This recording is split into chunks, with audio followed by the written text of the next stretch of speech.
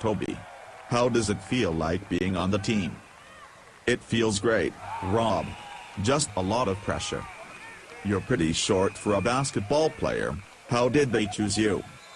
Coach told me they chose me because I am awesome at basketball. Why did you audition to be the next player? Mama told me I should do something for a change. Then I saw the Be the Next Player commercial and auditioned. I play basketball in school. I am the captain. That's great, Toby. Well, have a great game and good luck. And Mama, look at me now. I am famous. Woo. Okay. Mama. I'm famous.